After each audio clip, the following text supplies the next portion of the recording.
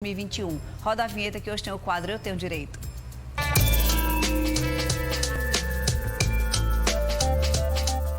Nossa colunista Sheila Sodré já está com a gente. Oi, Sheilinha, boa tarde. Boa tarde, filha. Ela trouxe um reforço, a advogada previdenciarista Thaís Delfino. Oi, Thaís, boa tarde. Boa tarde. Seja bem-vinda, Muito viu? obrigada.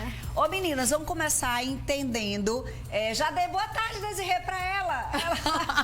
Sei não, tá. eu, hein? Aí é o seguinte, vamos começar com a arte pra gente entender. Ótimo, que facilita. O pessoal de casa também memorizar um pouquinho, né, sobre o BPC e LOAS. E também pra gente já explicar. É a mesma coisa, Thaís? Vamos lá. O BPC é o benefício de prestação continuada. E esse benefício ele é derivado da LOAS, que é a Lei Orgânica da Assistência Social. Foi estabelecida em 1993. Então, o BPC é o benefício da LOAS. Então, quando você fala LOAS ou BPC, É a mesma coisa, uma coisa única, mas a LOAS é a lei e o benefício chama BPC. Vamos ver a arte, Desirê, por favor? Coloca aqui na tela pra gente entender. Quais são os direitos, ou quem tem direito ao benefício BPC? Vamos começar ali, ter 65 anos ou mais, seja homem ou mulher, ou ser pessoa com deficiência de qualquer idade. Mas é só isso, meninas? Ter a idade? Além desse critério de idade, que aí é interessante o BPC, porque ele, diferente da aposentadoria, que é bem importante entender, que o benefício de prestação continuada é um benefício assistencial, que é para quem nunca contribuiu com o INSS ou quem não contribui há muito tempo.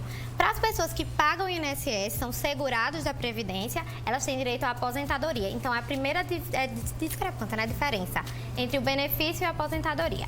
E aí, os 65 anos independe de ser homem ou mulher.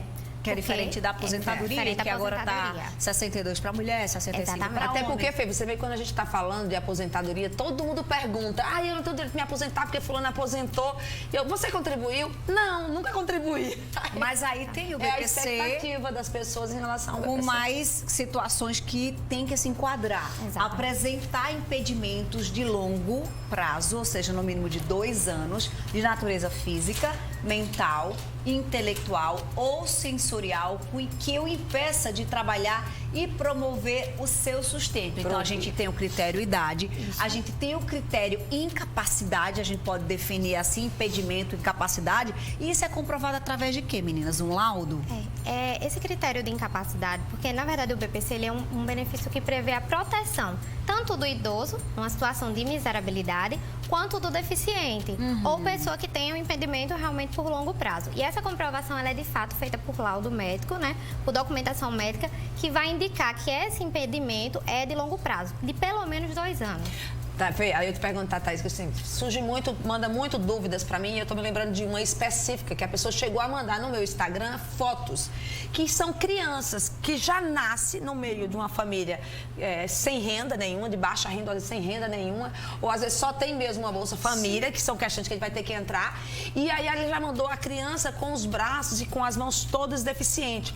E aí ela me perguntou, eu digo, meu Deus, eu vou ficar devendo, porque a gente vai falar sobre isso no próximo programa. Como é que a gente sabe? Já nasceu assim, uma das pessoas, ela já pode se caracterizar criança. É interessante exatamente isso do BPC, porque por haver a previsão para o deficiente, é independente da idade da pessoa com deficiência. Pode ser um bebê, uma criança, um recém-nascido ou um adulto. Mas aí quando tem a questão de mais de 65 anos, né, vai pela idade, porque não precisa passar por perícia médica. Entendi. Mas então, nesse caso dessa criança, ela tendo esse problema que já é considerado incapacidade, e além disso, os pais, eles possivelmente não vão poder trabalhar, vão precisar cuidar dessa criança. Entendi. Então, ele protege tanto o beneficiário quanto a família desse beneficiário.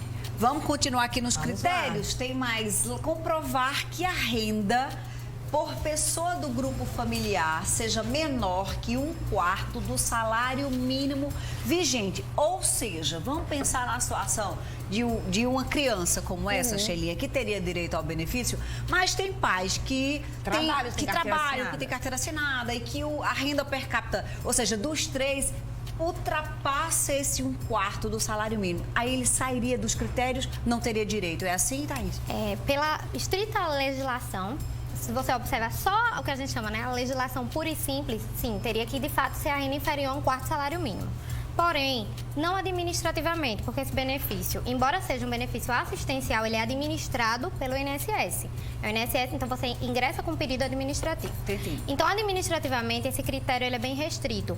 Mas, judicialmente, dependendo da situação fatídica, né, do caso, da situação concreta, pode haver uma flexibilização dessa questão da miserabilidade, da renda. Aham. Por quê? Porque, às vezes, existe uma renda um pouco superior ao salário mínimo, porém, a pessoa tem um gasto com medicamento, gasto Sim. com... Tem que fazer prova E outra nesse coisa, caso. se a gente Tem que parar para comprovar. pensar que é uma pessoa que vai ser incapacitada pro resto da vida, não é o salário do pai e da mãe, pode ser que não seja.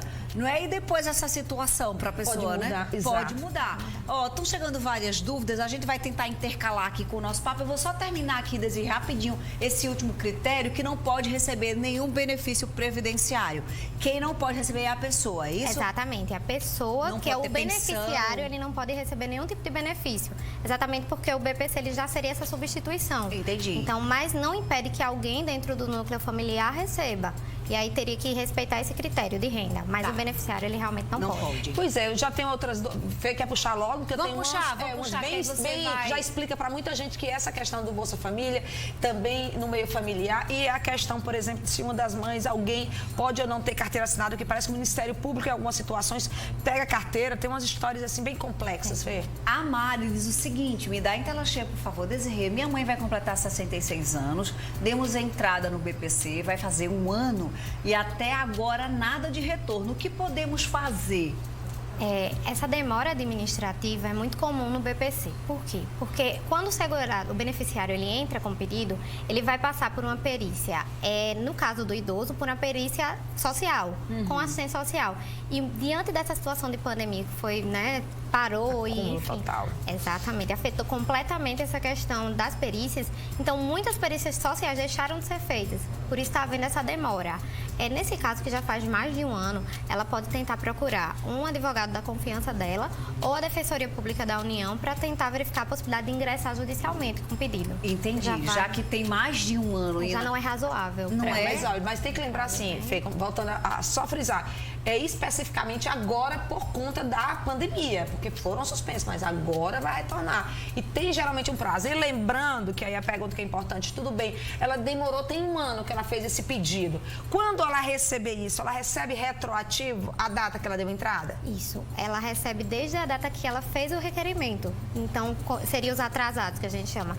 Ela tendo direito a esse benefício, ele é concedido desde a data do pedido. Ou seja, ela vai receber financeiramente, 1 ano de uma vez só. Exatamente. para a primeira. compensar o prejuízo que ela teve do direito, né, não assistido durante esse período. Né? Exatamente. Sheilinha, você disse que tinha uma dúvida, aproveita. Tem, que é exatamente isso. São os casos em que a pessoa fica na dúvida se ela pode ou não pode ter uma carteira assinada, porque tem uma filha, por exemplo. A dúvida que foi encaminhada foi exatamente essa. Ela tem uma filha, tá? Já recebe há muito tempo, há mais de 10 anos ela recebe esse benefício, e a mãe quer ter o direito da carteira assinada e não pode ter a carteira assinada. É isso mesmo? Ela não pode, a mãe não pode sair para trabalhar por receber esse benefício. A mãe tem que ficar em casa cuidando da filha, supostamente. No caso, a beneficiária é a filha, É a né? filha, exato. Bem, assim, nessa situação, entraria na questão do critério de renda.